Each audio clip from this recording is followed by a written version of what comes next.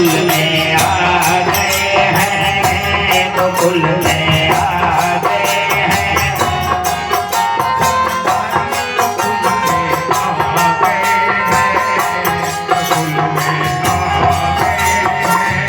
पार्वती से बोले भोले मैं भी चलूंगा तेरे संग में हो। पार्वती से बोले तेरे संग में, राधा संग श्याम नाचे मैं भी नाचूंगा तेरे संग में हो। राधा की संग बना के मैं भी नाचूंगा तेरे संग में।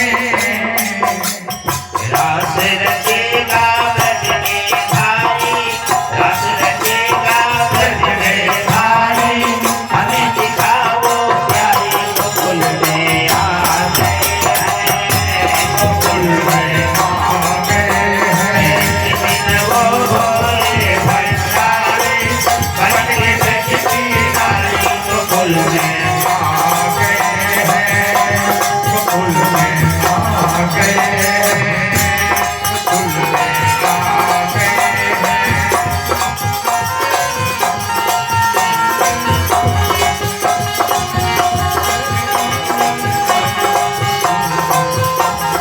कहने लगी ओ मेरे भोले स्वामी कैसे ले जाऊं उस रास में हो। भोले स्वामी कैसे ले जाऊं तेरी रास में। श्याम के सिवा वहाँ पुरुष न जाए उस रास में हो। श्याम के सिवा मैं भी जाऊंगा तेरे नाथ में। हंसी करेगी ब्रज की नारी, हंसी करेगी ब्रज की नारी, मानो बात हमारी गोकुल में आ गए हैं, गोकुल में आ गए हैं। एक दिन वो बोले भंडारी ब्रज की नारी गोकुल में आ गए हैं, गोकुल में आ गए हैं।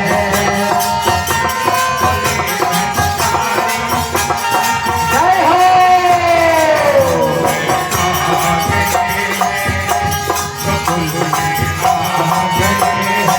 शंकर भगवान कहने लगे हरि प्यारी हमें ऐसा बना दो जैसे लगे कोई ब्रजवामा है, कोई गोपी है। ऐसा बना दो मुझको कोई न जाने इस राज को। ऐसा बना दो मुझको कोई न जाने इस राज को। कहने लगे कि अगर पूछे भगवान तो ये बताना मेरी सहेली है। मैं हूँ सहेली तेरी ऐसा बताना ब्रजराज को। मैं हूँ सहेली तेरी ऐसा बताना ब्रजराज को। बना के जूड़ा पहन के साड़ी, बना के जूड़ा पहन के साड़ी, चाल चले मत वाली गोकुल में आ गए हैं, गोकुल में आ गए। चाल चले मत वाली गोकुल में आ गए हैं, गोकुल में आ गए हैं। एक दिन वो बोले भंडारी बन के ब्रज की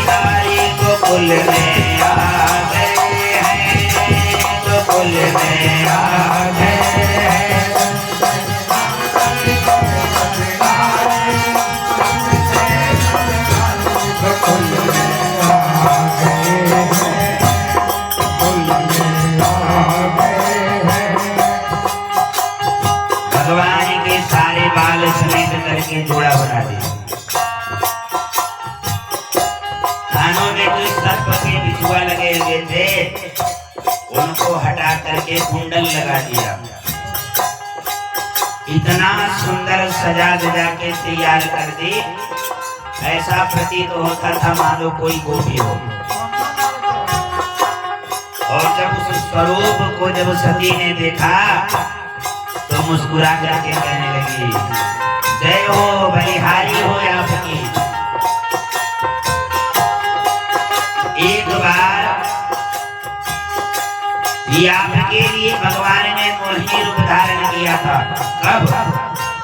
जब भस्मासुर को ये वरदान दे दिए थे कि जिसके सर पर हाथ रखोगे वो जल करके भस्म हो जाएगा। तो भस्मासुर सोचने लगा प्रैक्टिकल पहले ही नहीं बच करके देखो। अब शंकर जी लगे भागने, पीछे पीछे भस्मासुर, आगे आगे शंकर जी।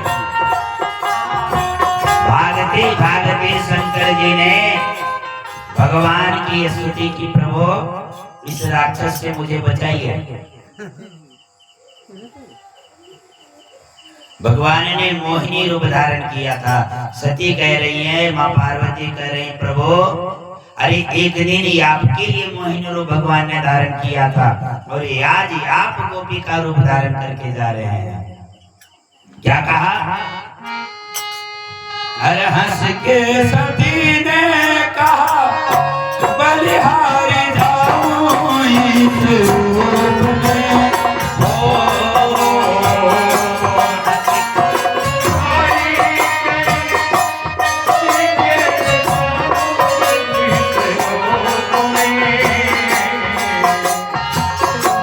एक दिन तुम्हारे लिए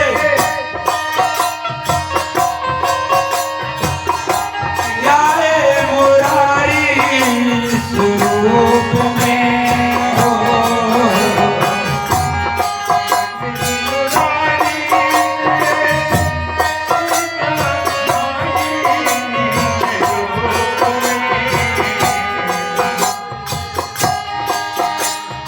मोहिनी रूप बनाए मुरारी, जब है तुम्हारी बारी गोकुल में आ गए हैं, गोकुल में आ गए हैं।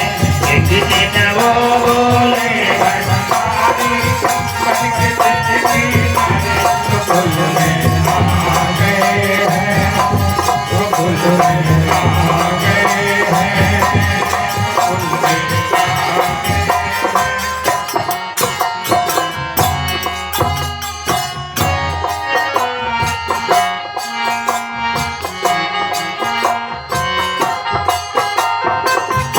और ब्रज में पहुंच जाते हैं, उस महारास में पहुंच जाते हैं।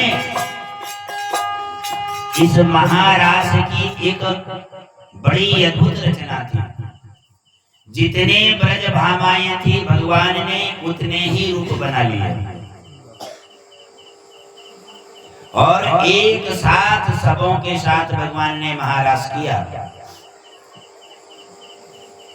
शंकर जी भी गोपी का रूप बनाकर गए तो भगवान समझ गए। भगवान ने इतनी प्यारी बंसी बजाई कि जो ये सर पर जो साड़ी से पल्लू खींच रखे थे, चुंदरी जो लगा रखे थे, सब बोल गए नाचने में शंकर जी, और सीधी चुंदरी सर से खिसक करके नीचे हो गया। अब जब शंकर जी को ये ध्यान आया कि मेरे साथ पल्लू तो नीचे गिर गया है, शंकर जी बड़े लज्जित हुए। कवि क्या कहता है, आज कुछ गला साथ नहीं दे रहा है, नीर में पूजन भी कराना पड़ता है। देखा मोहन ने जब से समझ गए वो सारी बातें हो।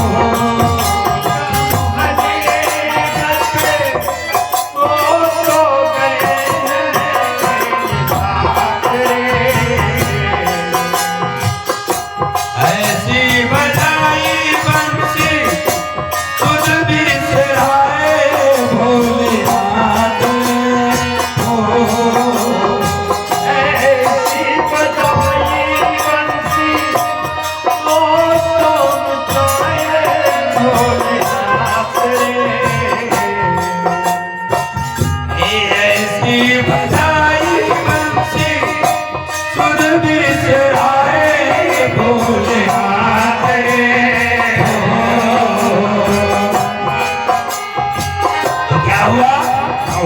सर से खिसक गई जब साड़ी, सर से खिसक गई जब साड़ी, मुस्काए बनवाए गोकुल में आ गए हैं, गोकुल में आ गए हैं। जिस दिन वो बोले भंडारी, बन के बजती तारे गोकुल में आ गए हैं, गोकुल में आ गए हैं, गोकुल में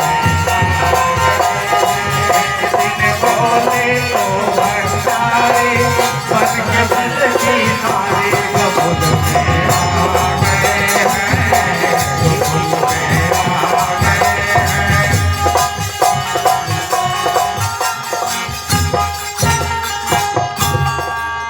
भगवान समझ गए और देख करके कहने लगे, जय हो गोपेश्वर भगवान, आपकी जय हो, जय हो। शंकर जी बड़े लज्जित हो गए। शंकर भगवान की लीला को शिल्पी कुमारी की ओर से ये उनकी प्रेम में 101 रुपए की पुरस्कार किए हैं। प्रेम से बोलिए शंकर भगवान की। हर दिन दयालु तेरा, तब से गोपेश्वर हुआ नाम रे हो।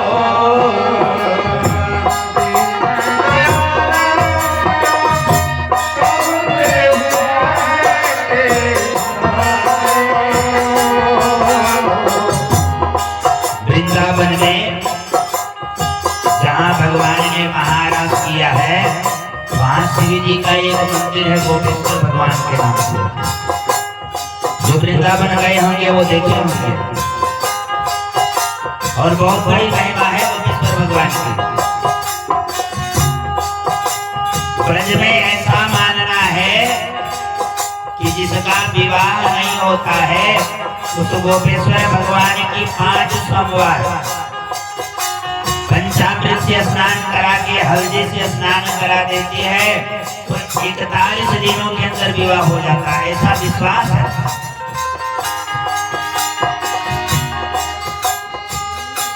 ओ मेरे भोले बाबा, तब से भोले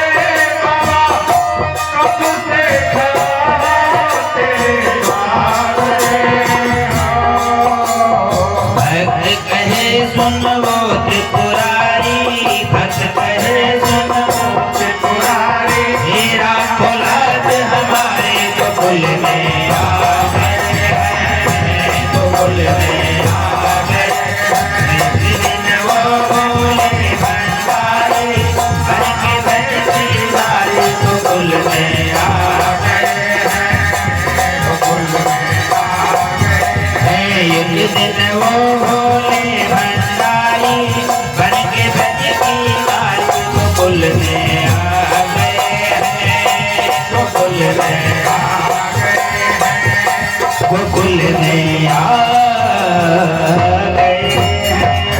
बोले गोपेश्वर भगवान की।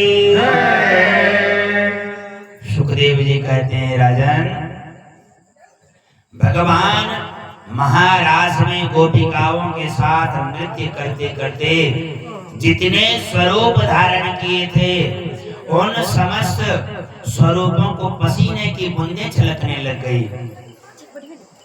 और उन पसीने की बूंद से ऐसा प्रतीत होता था मानो चांदनी रात में ओस के कण घासों पर बिखरे हुए। नृत्यन्ति गायति काचित् कुजन्पुरमेखला, पार्श्वस्थाजुत सहस्राब्जं श्राद्धास्तनयो शिवम्।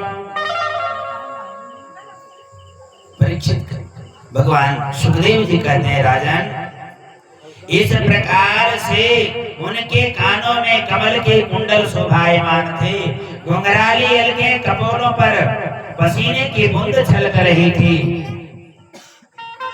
और श्री कृष्ण के साथ समस्त ब्रज भाइयां नृत्य कर रही थी।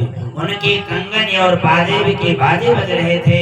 बौरे उनके ताल सुर में अपना सुर मिलाकर गा रहे थे और उनके जोड़ों और चोटियों में गुथे हुए बाल नृत्य करने से गिरने लग गए।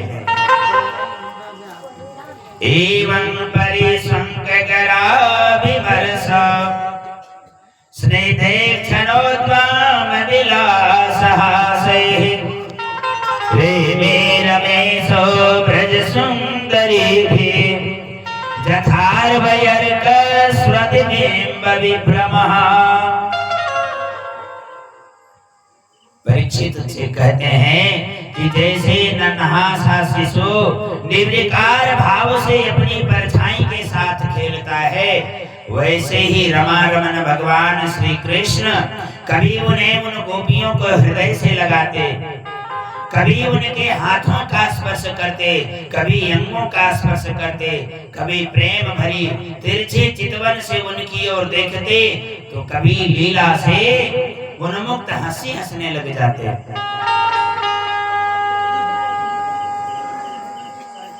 ऐसा भाव जब गोपियों ने देखा तो उनके मन में अहंकार बन गया कि हम तो भगवान की प्रिय सखी बन गई, कि भगवान हमारे लिए सब कुछ निछावर कर रहे हैं। देखिए दूसरा, एक ब्रज गोपिका दूसरे ब्रज गोपिका को देख नहीं पा रही थी। सबको ऐसा लग रहा था कि भगवान केवल मेरे ही पास हैं।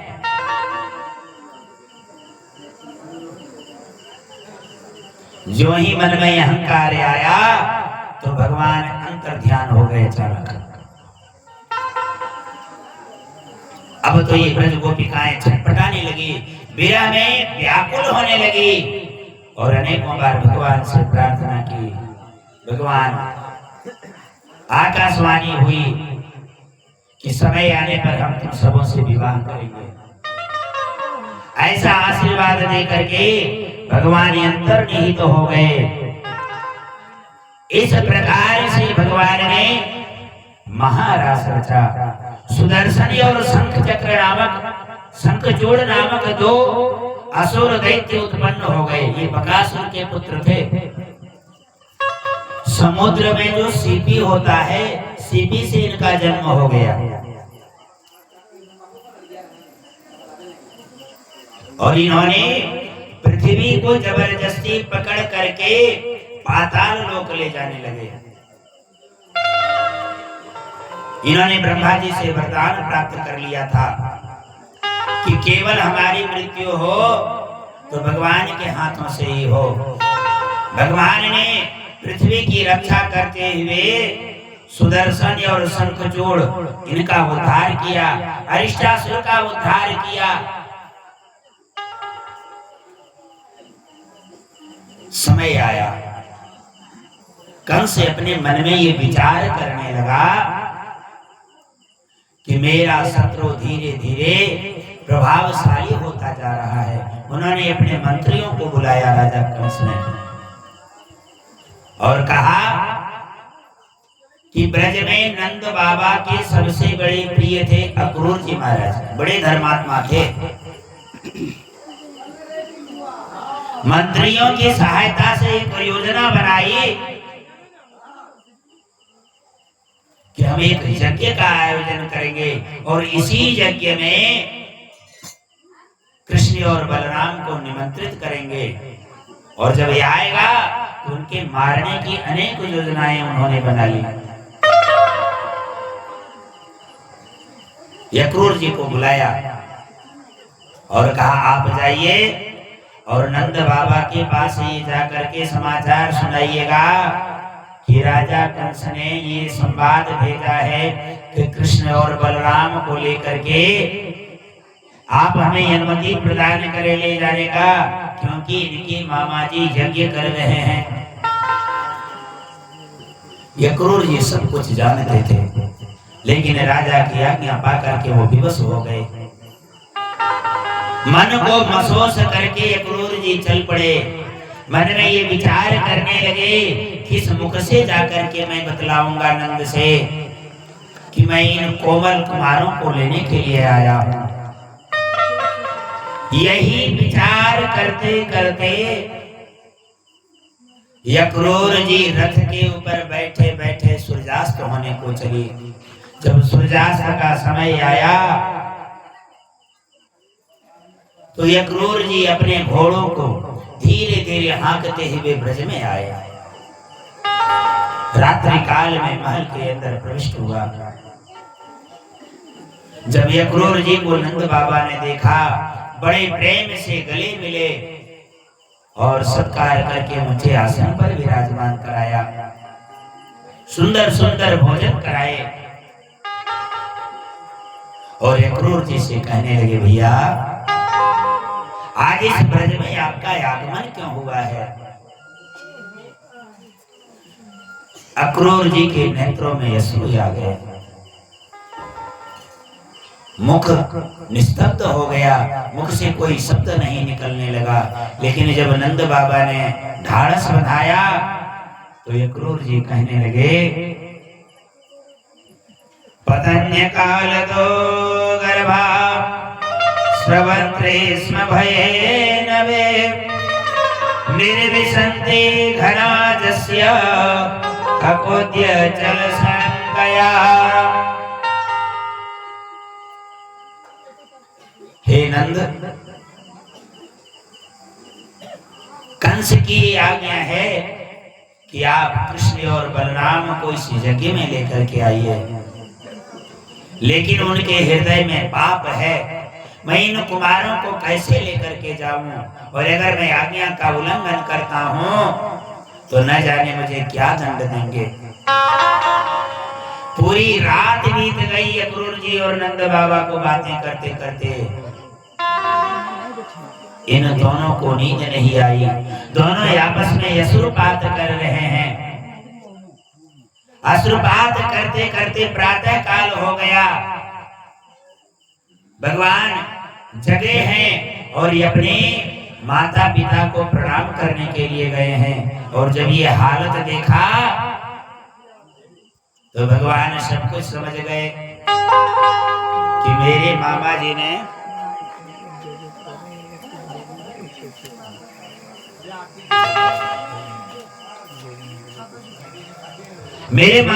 मेरे लिए निमंत्रण भेजा है, इसलिए मुझे जाना पड़ेगा, क्योंकि मेरा अवतार ही इसीलिए हुआ है। बोले श्री कृष्णचंद्र भगवान की।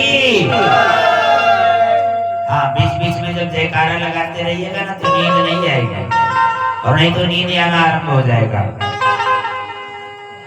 एवं व्रजस्त्रियो राजन कृष्ण लीलानुगायते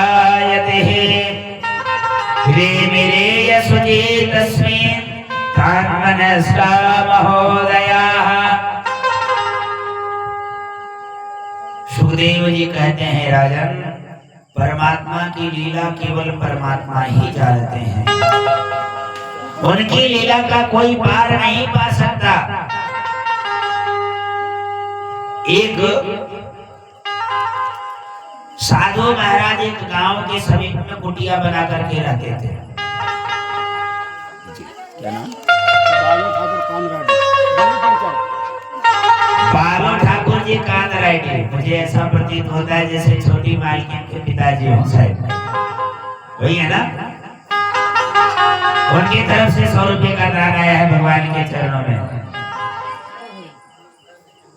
भगवान उनके परिवार में यश कीर्ति समृद्धि सुख समृद्धि प्रदान करते रहें और इसी प्रकार का दान करते रहें, यही भगवान से कामना। बोलिए सद्गुरुदेव भगवान की। ये बड़े अच्छे कलाकार भी हैं, ढोलक बजाते हैं, इनकी भी बहुत अच्छी मंडली चलती है, ऐसा हमने सुना है। तो वो नित्य प्रति उस साधु महाराज के यहाँ जाया करता था। उसने ये सुना था कि भगवान जब तक सबको भोजन नहीं करा लेते, भगवान सबकी रक्षा करते हैं, तब तक वो स्वतः भोजन नहीं करते। उसने कहा कि आज मैं भगवान की परीक्षा लेकर के रहूंगा। चला गया घनघोर जंगल में, और जंगल में जाकर के एक पेड़ के ऊपर चढ़ करके बैठ गया। बोला देखता हूँ भगवान मेरे लिए भोजन की व्यवस्था कैसे करते हैं। दिन भर बीत गया। जब अंधेरा रात्रि आई तो उसी रास्ते से कुछ डकैत लोग चले जा रहे थे। डकैतों से पूर्व कुछ साधु संत थे जो उस स्थान पर गए, सायंकाल का पूजन किया और उन्होंने प्रेम पूर्वक भगवान का प्रसाद बनाया, भोजन बनाया, और भगवान को प्रसाद भोग लगा करके जब वो भोजन करते, इतने में डकैतों के घोड़ों की आवाज आई तो वो बेचारे डर गए और उन्होंने क्या किया, भोजन को वहीं छोड़ करके वो भाग गए। ये ऊपर पेड़ के ऊपर बैठा बैठा सब कुछ देख रहा था। अब वो डकैती आए और उसी पेड़ के नीचे आकर के बैठ गए। चोरों का एक सदस्य इधर उधर घूमने गया, क्योंकि वो चारों तरफ देखते रहते हैं ना कि कोई आए ना जाए। तो उसने देखा कि बहुत सारा सुंदर सुंदर भोजन बना हुआ है, बड़ी स्वाद आ रही है, भोजन की सुगंध आ रही है। जाकर के सरदार से बोला, सरदार जी अरे यहाँ तो बड़ा सुंदर सुंदर व्यंजन बना हुआ है, भोजन बना हुआ है। सरदार मन में सोचने लगा, इतना घना जंगल है और इस जंगल में इतना भोजन बना करके कौन रखेगा? इसका मतलब है कि इस भोजन में विष जरूर मिला हुआ है। इस भोजन में कोई विष मिला करके रख दिया है ताकि हम सभी आए और भोजन करें और हमारी मृत्यु हो जाए। 100 रुपये दीजिए हमको, 100 दीजिए, बस मेरा नाम भी थोड़ा लिया जाए। भैया कपिल देव बाबू के ज्येष्ठ सुपुत्र योगेंद्र जी, इनकी तरफ से 100 रुपये का दान आया है भगवान के चरणों में। भगवान सद्बुद्धि प्रदान करें, धन ऐश्वर्य प्रदान करें और इतना धन दें दिन दूना रात चौगुना कि जो ऊपर छलक करके निकले ना वो हम लोगों को देते जाए। बोलिए लक्ष्मी माता की। अब चोरों के सरदार ने कहा, देखो विष मिलाने वाला यहीं कहीं छुपा हुआ होगा, देखो ढूंढो उसको मृत्यु दंड देंगे। अब ये जब बात ऊपर वो पेड़ पर बैठे बैठे सुना तो कांपने लगा, और कांपने से वृक्ष की डालियां हिली तो कुछ पत्ता नीचे गिर गया।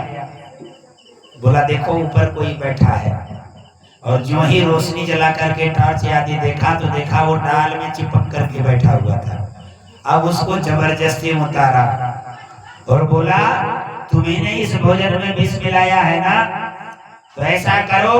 वो कहने लगा, महाराज मैं इस भोजन के विषय में तो कुछ जानता भी नहीं, ये तो साधु संत बनाए थे। बोला झूठा कहेगा, अरे साधु संत अगर भोजन बनाते तो वो भोजन करते नहीं।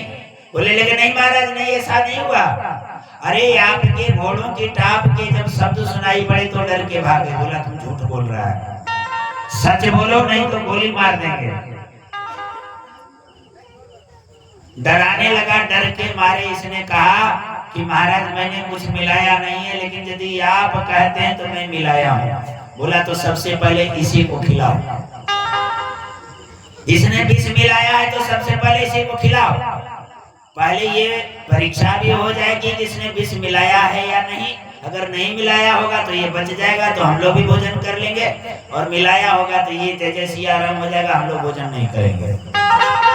अब जबरदस्ती ठूस ठूस करके उसको भोजन कराया उन लोगों ने। कुछ देर तक प्रतीक्षा करता रहा, लेकिन जब उसको कुछ नहीं हुआ उन लोगों ने भी भोजन किया। अब वो बेचारा मुंह लटकाए दूसरे दिन गया और साधु महाराज से कहने लगा, महाराज मैं समझ गया भगवान की लीला को।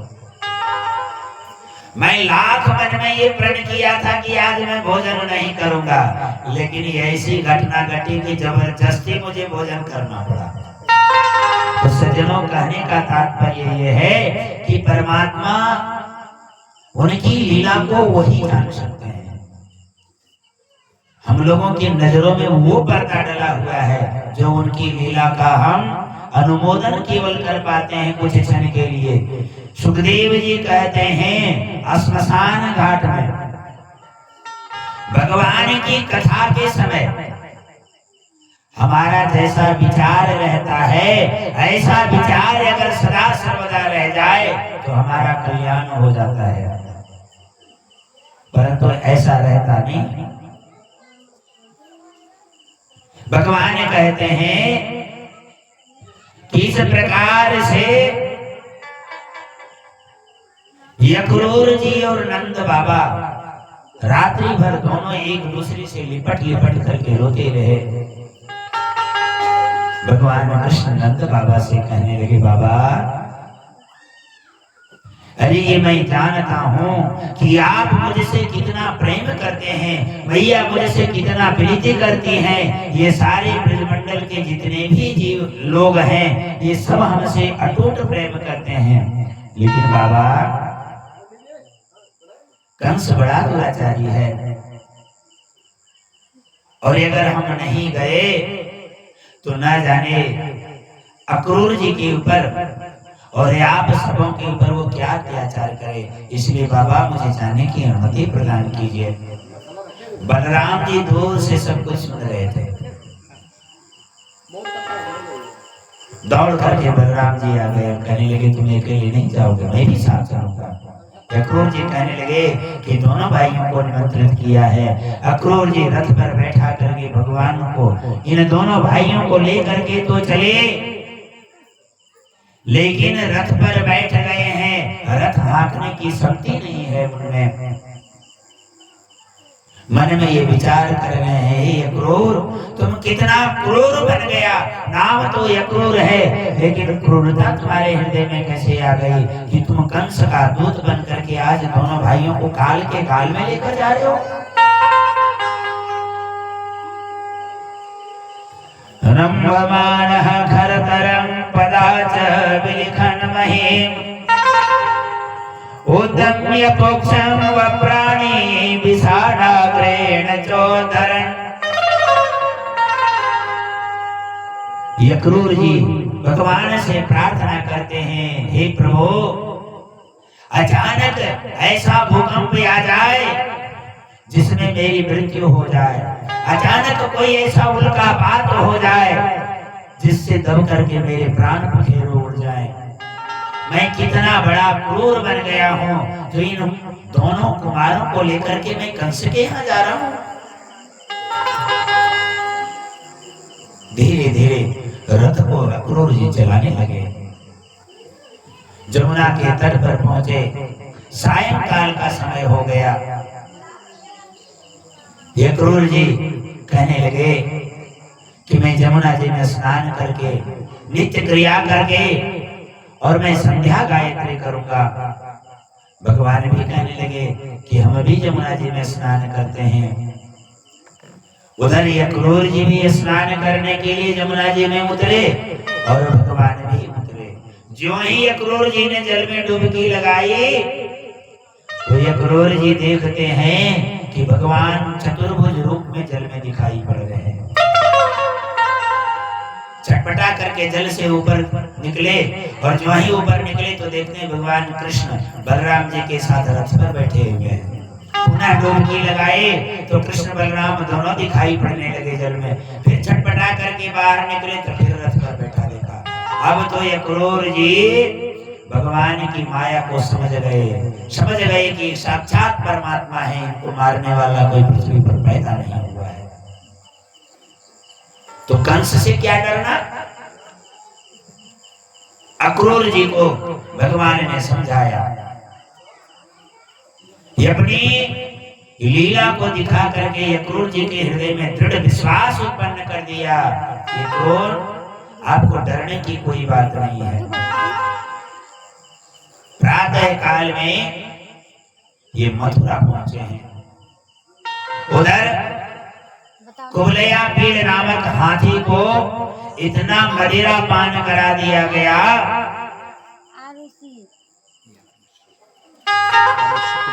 आरुषि कुमारी की तरफ से 50 रुपए का दान आया है भगवान के चरणों में। प्रेम से बोलिए आनंद कंद भगवान की। ये विचार करके हाथी को मदिरा पान कराया गया कि जब वो दोनों कुमार यहाँ आएंगे तो ये हाथी अपने पैरों के तले कुचल करके उसे मार डालेगा। उसके साथ जब ये बात जदुवंशियों को पता चली, सारी जितने ब्रज के गोपी ग्वाल थे अक्रूर जी के रथ के सामने लेट गए। भगवान ने समझा बुझा करके कहा कि मैं 3 दिन में वापस आऊंगा।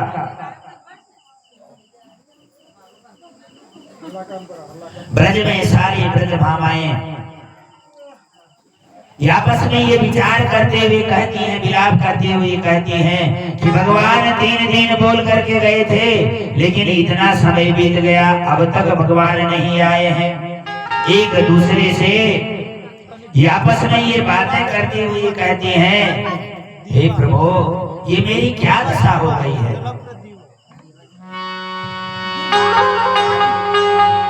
कि आप आए नहीं और खबर भी नहीं, खत लिख लिख के भेजूं तमाम, सुध ले लो मेरे घनश्याम, सुध ले लो मेरे घनश्याम, सुध ले लो मेरे घनश्याम, सुध ले लो मेरे घनश्याम। आप आए नहीं और खबर भी नहीं, आप आए नहीं और खबर भी नहीं, खत लिख लिख के भेजूं तमाम, सुध ले लो मेरे घनश्याम, सुध ले लो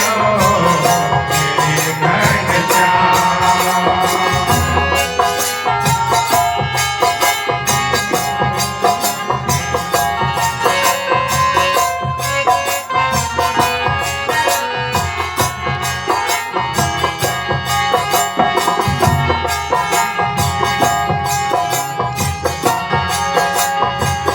क्या कहती हैं, हम तो कन्हैया तेरे ही दीवाने, हम तो कन्हैया तेरे ही दीवाने, चाहे तुम्हारे चाहे न माने, चाहे तुम्हारे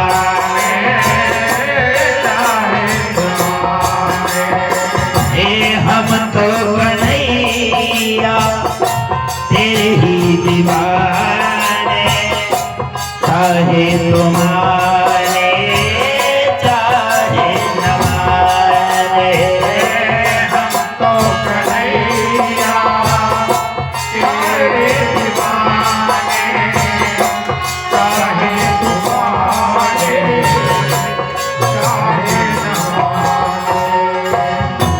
आँखों में छाए मेरे दिल में समाए, आँखों में छाए मेरे दिल में समाए, बस होठों पे है तेरा नाम, नाम सुध ले लो मेरे घनश्याम, सुध ले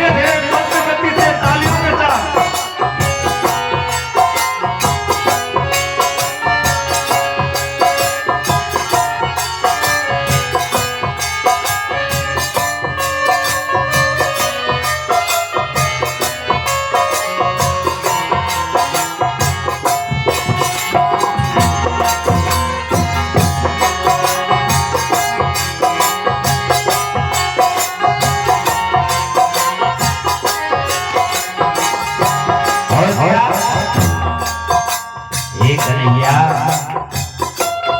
अरे हमसे तो अच्छा ये भंवरा है जो पुष्प की गंध लेते लेते उसी पुष्प में अपने प्राण का परित्याग कर देता है।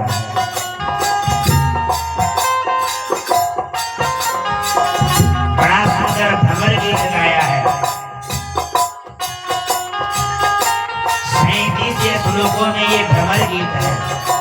कहता रे भंवरा तुम बड़े पुण्यात्मा हो, तू अपने इस पुष्प के गंध में इतना मदमाते हो जाता है, मतवाला हो जाता है कि अपने प्राण का परित्याग कर देता है।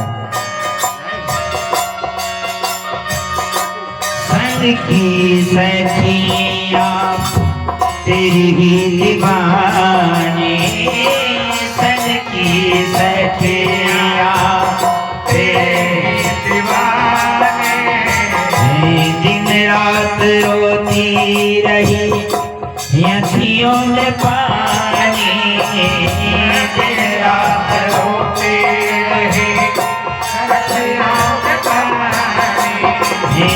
सखी सखियां तेरी ही दीवानी, दिन रात रोती रही अखियों में पानी, दिन रात रोती रही अखियों में पानी। देती सुनाई हमें मुरली सुहानी, देती सुहानी गीत छेड़े विरह के समान सुध ले लो मेरे घनश्याम, सुध ले लो मेरे घनश्याम, सुध ले लो मेरे घनश्याम, सुध ले लो। हे आप आए नहीं और खबर भी नहीं, आप आए नहीं तो खबर खत लिख लिख के भेजो समान सुध ले